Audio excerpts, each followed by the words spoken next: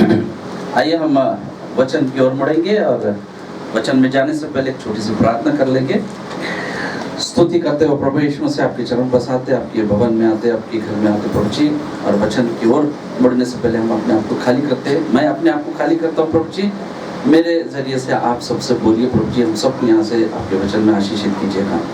वचन को आपके हाथ में सौंपते हुए इस विनती को उद्धार करता प्रभु यीशु मसीह के नाम से मांगते सुने प्रभु कीजिए, आमीन। बहुत सुंदर गीत गाया हमने, तू प्यार का सागर है। प्यार का सागर है, इतना प्यार हमको परमेश्वर ने किया है जिसकी कोई सीमा नहीं है। इतना प्यार किया, इतना प्यार किया कि अपना एकलौता पुत्र को दे दिया ताकि हम हलाक ना हो, हम नाश ना हो, परंतु अनंत काल का जीवन पाए। करेक्ट। तो ये प्यार जो है परमेश्वर ने हमको क्यों इतना प्यार किया, हमको परमेश्वर ने इतना प्यार क्यों किया। जब हम उत्पत्ति में देखते हैं, जब परमेश्वर ने सारे सृष्टि की रचना की, पहले दिन उन्होंने आकाश और पृथ्वी बनाई, करेक्ट। फिर सांझ हुआ, फिर सुबह हुआ, और ऐसा पहला दिन हुआ। करेक्ट। सांझ हुआ, फिर सुबह हुआ, ये पहला दिन हुआ। तो हम यीशु मसीह को तीसरे दिन जी उठा कहते हैं ना।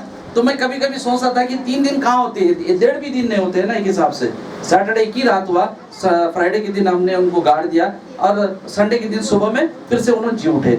हम कहते हैं कि 3 दिन जी उठे, तीसरे दिन जी उठे। तो परमेश्वर के दिन कैसे है कि सांझ हुआ और सुबह हुआ, पहला दिन है। यानी शुक्रवार की शाम और शनिवार की सुबह पहला दिन, और शनिवार की शाम और शनिवार की सुबह दूसरा दिन खत्म, तीसरा दिन चालू हुआ। करेक्ट। तो ये तीसरा दिन है। तो परमेश्वर के हर एक वचन में जब हम गहराई से देखते हैं ना, तो उसमें अर्थ है, और हमको कभी कभी समझ में नहीं आता, परंतु हम जब मनन करते रहेंगे तो हमारे समझ में आती बात। परमेश्वर का वचन ऐसे कादम्बरी नहीं है, नावल नहीं है ना, पढ़े और समझ जाए। परंतु हम इसे जब जितनी गहराई में जाएंगे, अब आज का भी जो वचन है ये बहुत बहुत सिंपल है, और कई बार हमने सुना है, फिर भी हम जब भी मैं पढ़ता हूँ तो एक नया उसके अंदर में मुझे मिलता है, एक नई बात मिलती है उसके अंदर में। तो कल मैं हमारे जो फुल मेंबर कंफर्मेशन के बच्चों को जब बोल रहा था, एक्चुअली मैंने हफ्ते भर से कुछ और तैयारी करता रहा, लेकिन कल मैं जब बच्चों से जब बात किया तो मुझे एकदम से क्लिक हुआ ये बात कि ये 2-3 चीजें बहुत नई मिली मुझे। तो मुझे लगा कि मैं भी सबसे शेयर करूं। तो परमेश्वर ने हमसे इतना प्रेम क्यों किया। करेक्ट। तू प्यार का सागर है, हमसे प्यार किया, बहुत प्यार किया। तो पहला दिन उन्होंने आकाश और पृथ्वी बनाई, सांझ हुआ, सुबह हुआ, और देख करके उन्होंने कहा कि अच्छा है, पहला दिन। दूसरा दिन उन्होंने कुछ और बनाया, फिर कहा सांझ हुई, सुबह हुए, अच्छा है। तीसरा दिन उन्होंने बनाया, कुछ और चीज बनाई, उन्होंने शब्द से बनाई ना, उन्होंने कहा और हो गया। परमेश्वर ने कहा और होता गया। तीसरे दिन भी उन्होंने कुछ बनाई, कहा और हुआ, और उसने देखा परमेश्वर ने, यह अच्छा है। उन्होंने कहा, उच्चार किया, या ये अच्छा है। चौथे दिन उन्होंने तारेगण और हमारा सूर्य उन्होंने बनाया है। करेक्ट। सूर्य को उन्होंने चौथे दिन बनाया, पहले 3 दिन कैसे थे, है ना, सोचनी पड़ जाएगी ना। तो ये परमेश्वर के दिन है, परमेश्वर के हमारे कई साल परमेश्वर की क्षण है ना, तो वो परमेश्वर के दिन है। तो हम उसको कंपेयर करके एवोल्यूशन की थ्योरी बोल लेते हैं, लेकिन परमेश्वर के दिन और है, क्योंकि ये जो हम दिन और रात देखते हैं परमेश्वर के दिन नहीं है ना। एक कीटाणु का भी एग्जांपल देता हूँ मैं कभी कभी बच्चों के अंदर में। हमारे कीटाणु जो हमारे शरीर में घुसते हैं ना, उसकी जीवन काल 20 मिनट की है, 20 मिनट में। तो एक कीटाणु समझो हमारे बदन में चले आता, और वो वहाँ पे मल्टीप्लाई हो जाता है। एक दिन के बाद अगर से उसको पूछे, भाई तुम कल ही आए और आज है कि हमारे बदन में इतने बन गए आप, और हमको डिजीज क्रिएट कर रहे हो, तो वो कीटाणु हमसे क्या बोलेगा, अरे क्या बात कर रहे साहब, 72 जनरेशन पहले हमने तुम्हारे बदन में आए थे ना। हर घंटे में 3 जनरेशन, 24 घंटे में 72 जनरेशन हो गए उसके। तो उसी तरह से हमारे बहुत जनरेशन हो सकते हैं, परमेश्वर का क्षण है। तो परमेश्वर के दिन है। चौथा दिन भी जो है परमेश्वर ने कहा और हो गया, और परमेश्वर ने देखा और कहा अच्छा है। 5वां दिन भी उन्होंने और प्राणी बनाई, और जल के जो फिशेस है, और फिर बाद में वायु की जो पक्षियां बनाई है, और देखा सांझ हुई सुबह हुई और छठा 5वां दिन भी खत्म हुआ, देखा और कहा कि अच्छा है। जो भी बनता गया परमेश्वर ने अच्छा ही बनाता गया, और उसने कहा अच्छा है।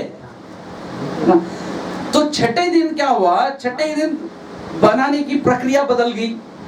परमेश्वर ने कहा नहीं, फिर सोचा कि अब हम ऐसा बनाएंगे, एक ऐसा व्यक्ति बनाएंगे, एक ऐसी चीज बनाएंगे जो अपने प्रतिरूप है, जो अपने प्रतिरूप है। और उन्होंने कहा नहीं, उन्होंने के मट्टी ली और उसके अंदर में उसको इंसान को बनाया, और इतना ही नहीं बनाया, उनको अपनी श्वास फूंक करके उसमें जान भरी, है ना। एक पूरा प्रक्रिया हुआ, और प्रक्रिया के बाद में हमको मनुष्य को, तुमको और हमको, आदम और बाद में हवा को उन्होंने, परमेश्वर ने बनाया। हवा को भी एक प्रक्रिया थी, उन्होंने फसली निकाली आदम की, और उसके अंदर में ऑपरेशन की, और उसके अंदर में सारा सर्जिकल ऑपरेशन हुआ, और बाद में हवा बनी।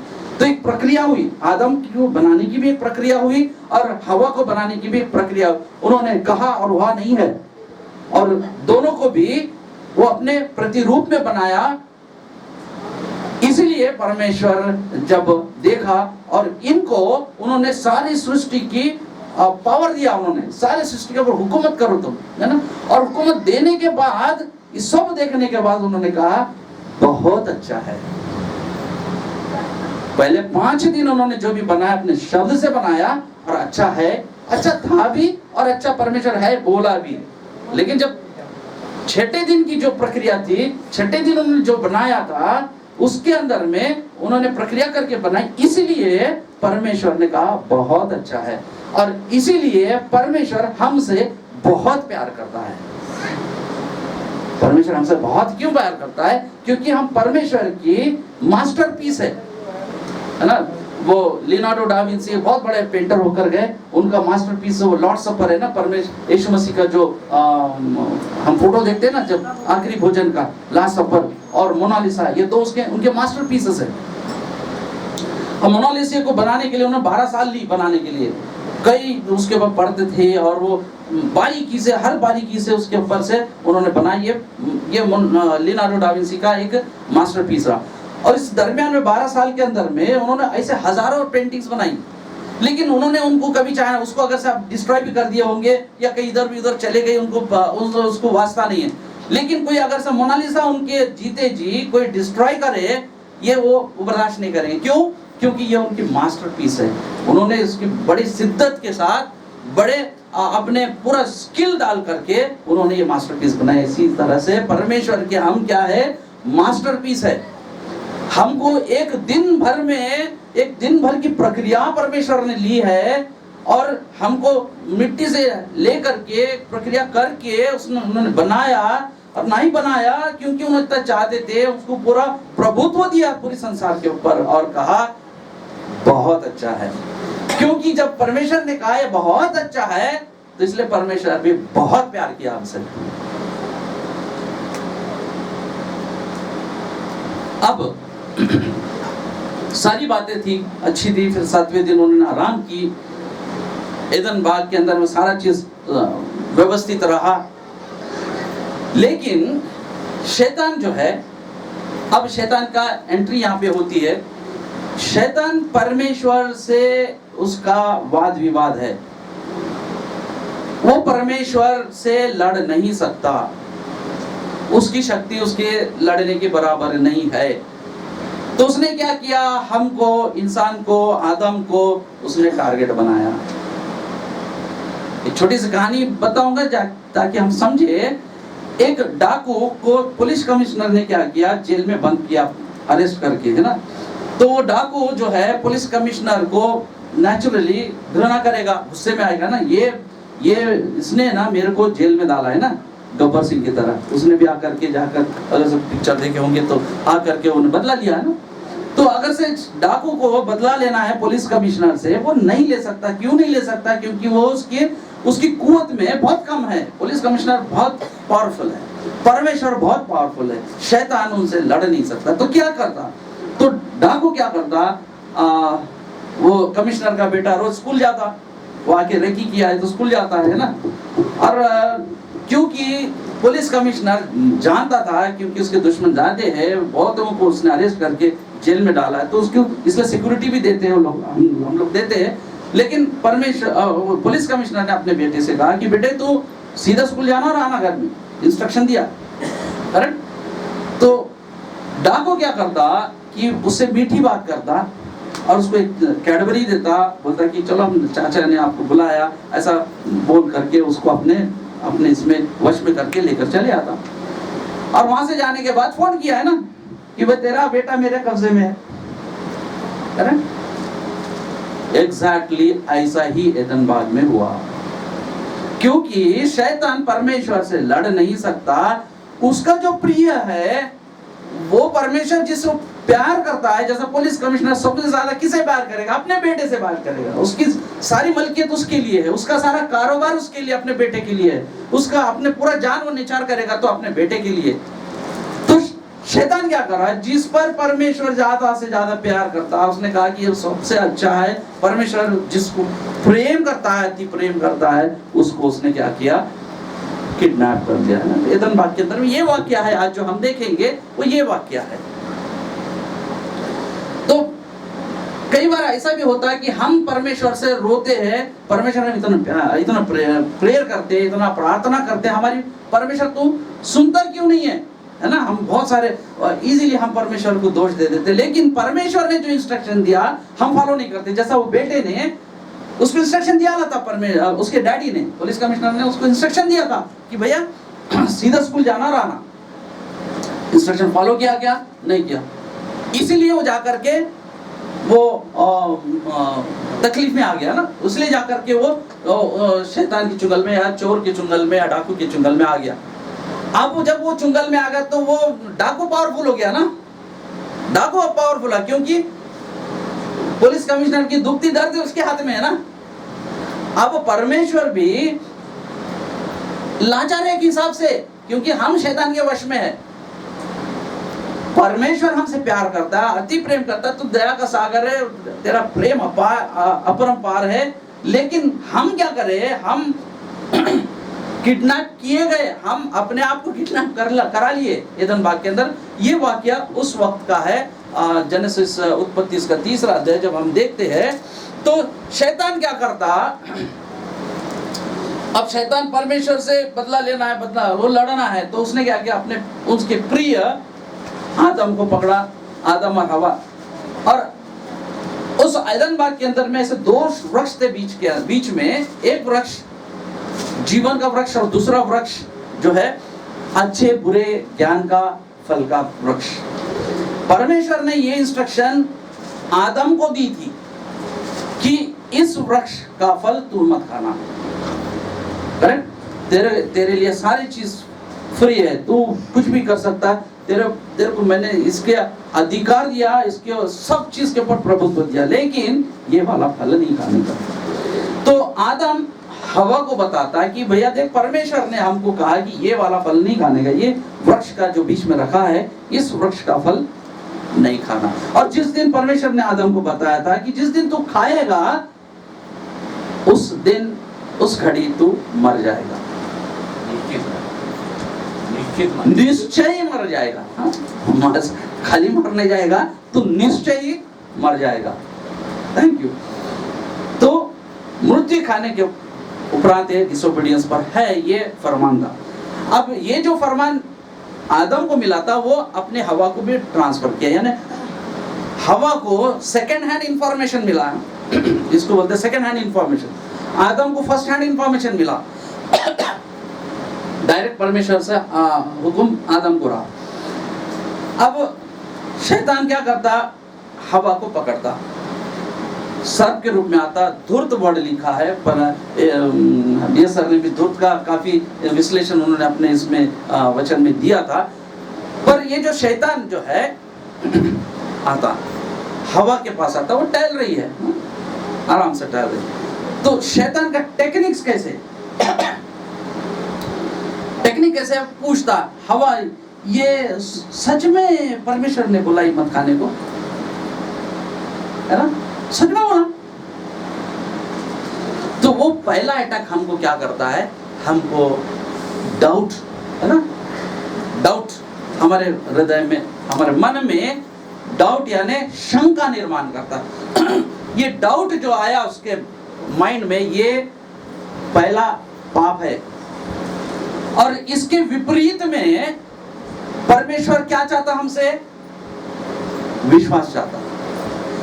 आदम, अभी कल एंजेलिना सिस्टर ने भी जो कहानी बताई, हाबिल जो है, ये हाबिल जो है ये राइचस कैसे हुआ, विश्वास से। आदम अब्राहम राइचस कैसे हुआ, विश्वास से।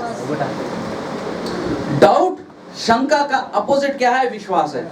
इसलिए जो पहला पाप हुआ शंका का, परमेश्वर ने उसके विपरीत में क्या चाहता हमसे, विश्वास चाहता। जो चीज हमने देखा नहीं, इब्राहिम का क्या विश्वास था, बेटे को लेकर जाकर के हुक्म दिया। एक मिनट,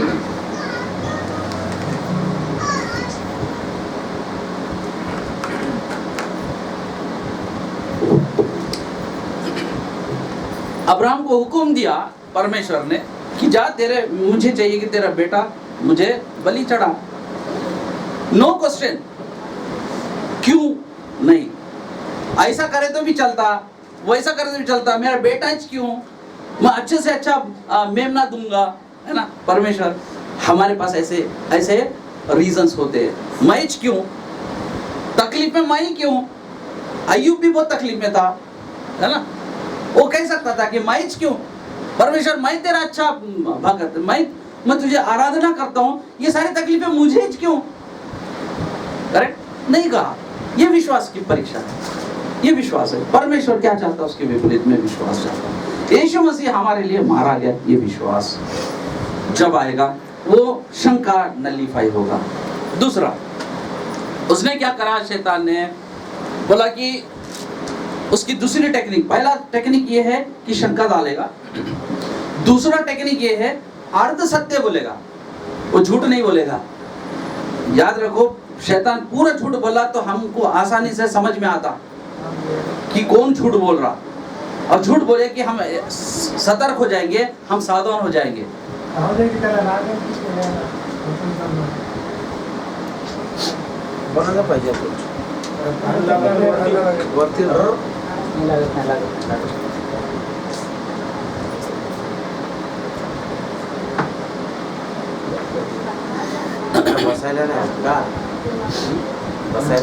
ठीक है, ठीक है,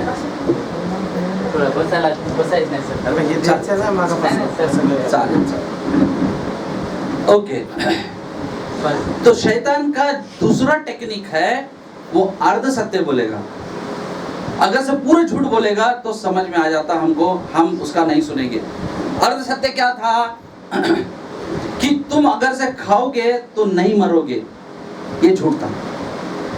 तुम अगर से इसको खाओगे तो परमेश्वर के समान हो जाओगे, ये सत्य था, है ना। 22वें वचन में जब लिखा परमेश्वर ने ये सब सारी चीज हो गई, तीसरा परमेश्वर ने क्या कहा, अभी तो ये आदम हवा हमारे जैसा हो गए। सच में हो गए थे, सच में हो गए थे। और वो शैतान ने कहा था कि अगर से तुम खाओगे तो परमेश्वर के तुल्य हो जाओगे, लेकिन ये खाओगे तो मरोगे नहीं, ये झूठ था। क्योंकि परमेश्वर स्वयं जब बोला है कि निश्चय तुम जब भी खाओगे इसको तो तुम मर जाओगे, पर वो नहीं बोला। तो अर्ध सत्य ये बहुत बड़ा हथियार है शैतान का। हमारे पास जब भी आता अर्ध सत्य लेके आता, आधा जो सच दिखता उसके ऊपर से आधा झूठ वो बिल्कुल अपने को लगा देता और हमको पतन कराएगा। तो हवा को भी वही टेक्निक लगाया, और जब हवा देखी ये सुंदर है और अच्छा है, और क्या अच्छा है अगर से हम परमेश्वर के तुल्य हो जाएंगे, उसको ऐसा लगा, अरे वाह ऐसा क्या, अगर से खाए तो परमेश्वर के जैसा, कितना अच्छा रहेगा ना, परमेश्वर के जैसा हो जाएगा, और क्या ब्यूटीफुल दिख रहा। तो वो जो आकर्षण है उसमें वो फंस गई और वो कुछ खाई और आदम को भी जा करके दी और आदम भी खा लिया। जब वो खा लिए तो देखा कि वो लोग कि जब उनको अच्छा बुरे का ज्ञान आ गया, फिर वो जाकर छुपने लगे। परमेश्वर जब आया कि परमेश्वर ने कहा आदम तू कहाँ है? तो वो झाड़ियों के पीछे से छिप गए लोग, वहां से परमेश्वर हम यहाँ पर है। वो डर गया। जब भी मौत होगी। अच्छा, दूसरी बात, कभी कभी हम बहुत बोलते हैं कि जिस वक्त में फल खाया तो वो जैसा परमेश्वर ने कहा निश्चय ही मौत हो जाएगा, और निश्चय ही मौत हुआ। मौत का मतलब क्या है? परमेश्वर से दूरी, ये मौत है। जिस वक्त उन्होंने खाया फल, परमेश्वर से दूर हो गए, इसलिए परमेश्वर की आवाज से उन्होंने डर गए। जब मौत हमारे ऊपर आ गई, जब मौत का फरमान हमारे ऊपर लागू हो गया, डर उसके साथ में हमारे पास आ गया। हमको डर लगने लगा, आदम को डर लगने लगा। जब परमेश्वर की आवाज सुनी तो डर गया, क्योंकि परमेश्वर से अब दूर हो गया, परमेश्वर से उसका नाता टूट गया। परमेश्वर से नाता टूटना ही मृत्यु है, और फिर से परमेश्वर से जुड़ना ये सर्वकालिक जीवन है। तो बाद में हुआ यूं कि वो डर गए, छुप गए, तो कहने की परमेश्वर हम तो यहाँ पर है। तो परमेश्वर ने पूछा कि भैया तुमने फल खाया? तो जो उत्तर उन्होंने दिया, तो मैं कई बार कहता हूं कि हवा से ज्यादा पाप आदम की है। तो बहुत बार हम विश्लेषण होते हैं, आदम हवा की वजह से सब हुआ।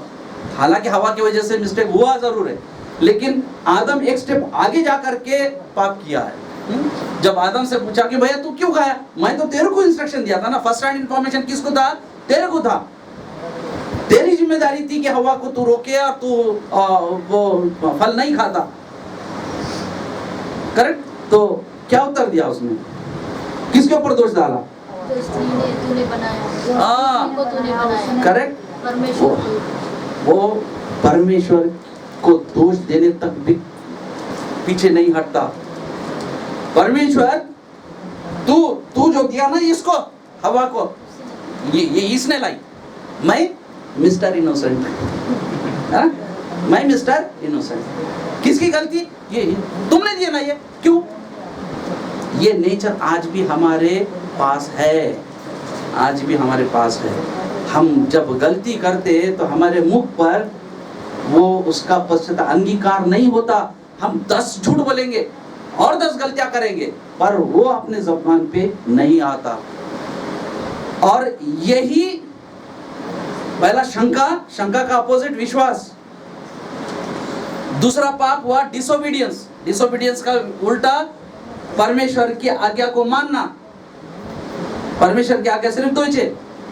यीशु मसीह ने जो दिया सारी आज्ञाओं को मिलकर 2 ही दिया उन्होंने। अपने सृष्टिकर्ता को अपने मन, प्राण, शक्ति और आत्मा से प्यार करो, और अपने पड़ोसी का अपने समान प्रेम करो। ये दूसरा आज्ञा अब हमारे लिए दूसरा आज्ञा है। और तीसरा है कि जब तक तुम अपने पाप का अंगीकार नहीं करोगे, जब तक स्वर्ग में नहीं प्रवेश करोगे। क्यों?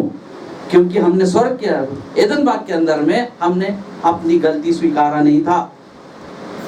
हम यहाँ तक गए कि परमेश्वर को दोषी ठहराने के लिए कोशिश की, पर हमने कभी हमारी गलती नहीं माना। इसलिए यूहन्ना के थ्रू परमेश्वर ने यही भेजा ना, मन फिराओ, स्वर्ग का राज आ रहा है। स्वर्ग का राज क्या है? मन फिराओ। यीशु मसीह ने कहा अपने पापों के, जब तक तुम अपने पापों का अंगीकार नहीं करोगे, तब तक तुम स्वर्ग के राज में प्रवेश नहीं करोगे। क्योंकि स्वर्ग के राज में जब हम थे, हमने अपने पापों की अंगीकार नहीं की थी। इसलिए हमको जब तक नहीं करेंगे, हम वापस नहीं जाएंगे स्वर्ग में। परमेश्वर ने फ्राइडे के दिन हमको बनाया था ना, फ्राइडे के दिन हमको निर्माण किया था। फिर हम पतन हो गए, टूट गए, पाप की, परमेश्वर से दूर गए, हमारा मृत्यु हो गया, हम शैतान के वश में रहे। परमेश्वर हमसे इतना प्यार किया, फिर से वही फ्राइडे के दिन पुनर्निर्माण किया है ना, गुड फ्राइडे के दिन। वो दिन भी वही है जब परमेश्वर ने फिर से रिस्टोरेशन किया, हमको फिर से रिस्टोरेशन किया। Friday was collapsed, now Friday is rebuilt. इंसान गया था, इंसान ध्वस्त हो गया था, परमेश्वर से दूर गया था, वो मौत उसके ऊपर थी। अब पर यीशु मसीह ने फिर से, अब यीशु मसीह सब कुछ होते हुए भी ये जो बलिदान दिए, अब ये बलिदान की जो प्रथा है ये एदन बाग में ही हुई थी। हाँ, दूसरा अध्याय इसका अगर से आप देखेंगे, नहीं,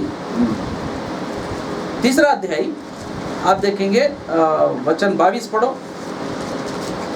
फिर यहोवा परमेश्वर ने कहा, मनुष्य भले बुरे का ज्ञान पाकर हम में से एक के समान हो अरे हम जैसा हो गया है ना। उसके आगे 2 वचन के नीचे पढ़ो, 34। इसलिए आदम को उसने निकाल दिया और जीवन के वृक्ष के मार्ग का पहरा नहीं, उसके एक पहले पढ़ो। इसलिए यहोवा परमेश्वर ने उसको अदन की वाटिका में से निकाल दिया कि वह उस भूमि पर खेती करे। सॉरी, और यहोवा परमेश्वर ने आदम और उसकी पत्नी के लिए चमड़े के अंगरखे बनाकर उन्हें पहना दिया। एदन बाग के अंदर में पहली बार चमड़े का ड्रेस बनाया गया परमेश्वर के हाथों से, ताकि आदम हवा का पाप ढक सके। तो यानी आदम और हवा का पाप ढकने के लिए किसी मेमने का बलि पहली बार वहां चढ़ाया गया। और ये परमेश्वर का नियम है, आंख से आंख, tooth for tooth, I for I, life for life. Correct? ये नियम परमेश्वर का बनाया। कभी कभी हम बोलते हैं कि परमेश्वर कुछ भी कर सकता है ना, परमेश्वर कुछ भी जरूर कर सकता है, लेकिन एक नियम के तहत करता है। और शैतान कुछ भी कर सकता है, दोनों के अंदर में ये है। शैतान के अंदर में कोई एथिक्स नहीं है, परमेश्वर कुछ भी कर सकता है, परंतु एक एथिकल ऑर्डर से करता है ना। सच थोड़ा भी कम या ज्यादा होगा तो सच सच नहीं रहता, और झूठ की कोई इंतहा ही नहीं है, वैसा शैतान की कोई इंतहा ही नहीं है, पर परमेश्वर की इंतहा है। करेक्ट? वो कुछ भी कर सकता है, परंतु एक एथिकल ऑर्डर के तहत में, एक रूल के ऑर्डर के तहत में कुछ भी कर सकता है। और जो चाहता है फिर रूल के तहत ही करवाता है, जैसा रूल के तहत ही उन्हें अपने एकलौते बेटे को भेजा है और उसने अपना प्राण त्यागा है, हमारे बदले में हमारा कफारा दिया है, और हमारे पापों की क्षमा के लिए उसने पूरा प्राण दे करके उसकी चुकता किया है ना, उसका मुआवजा चुकता किया, और फिर हमको उन्होंने बचाया। अब प्रश्न ये है कि जो मैं हाईलाइट करना चाह रहा हूं एक वचन के ऊपर, परमेश्वर हमसे कहता है तू कहाँ है। आदम से कहा तू कहाँ है, हवा से कहता तू कहाँ है ना। आज परमेश्वर हम सबको नाम बनाम लेके कह रहा है कि बेटे तू कहाँ है, कहाँ है हम। आज के दिन हम परीक्षण कर ले हमारे अपने आप को कि हम कहाँ पर है। हम सिनेमा घर में है, फिजिकल इधर होंगे, नहीं मालूम हम कहाँ हैं, हमको ही मालूम, और किसी को भी नहीं मालूम हम कहाँ हैं। हम कहाँ है सिर्फ हमको मालूम है और परमेश्वर को मालूम है। फिजिकली हम कहीं भी होंगे, क्या हम सिनेमा घर में है, हम मार्केट में है, हम व्यवसाय में है, हम दारू के अड्डे में है, हम कहाँ है। आज परमेश्वर हमसे पूछ रहा है तू कहाँ है। वो प्यार करता है तुमसे, वो चाहता है तुम उसके पास आए, एक एक को नाम लेकर के बुला रहा है। तू प्यार का सागर है। वो कहा कि ये अति उत्तम है, ये मेरा बेटा उत्तम है, ये मेरी बेटी उत्तम है, ये मैं इनसे प्यार करता हूँ इतना कि अपना इकलौता बेटा दे दिया हूँ। आज वो पुकार कर कह रहा तुम कहाँ है, तू कहाँ है, सिंगुलर है। तो आज हम अपने आप को परखें, आज अपने आप को परखें और परमेश्वर के पास आए। और जो नाता हमारा परमेश्वर से टूटा था, हम अपने विश्वास में विश्वास लाए पहली बात। दूसरा, हम उसके आज्ञा का फॉलो करें, आज्ञा पालन करें। तीसरा, हम अपने पापों का अंगीकार करें ताकि हम फिर से परमेश्वर से जुड़े और अनंत काल में जुड़े। ऐसा नहीं है कि हम बार बार, वचन में लिखा है कितनी बार यीशु मसीह को क्रूस पर टांग हो गया ना, आजकल हम यहूदियों की तरह हो गए ना, वही मिस्टेक करो, फिर से पाप की पश्चाताप करो, फिर क्रूस पे चढ़ाओ परमेश्वर से, फिर वही पाप करो, है ना, हमारा साइकिल चल रहा है। नहीं, पश्चाताप करो, मन फिराओ, पश्चाताप करो। परमेश्वर तुमसे प्यार करता है और चाहता है तुम उसके पास आओ। प्रभु करे हम सब आशीष दे, आमीन।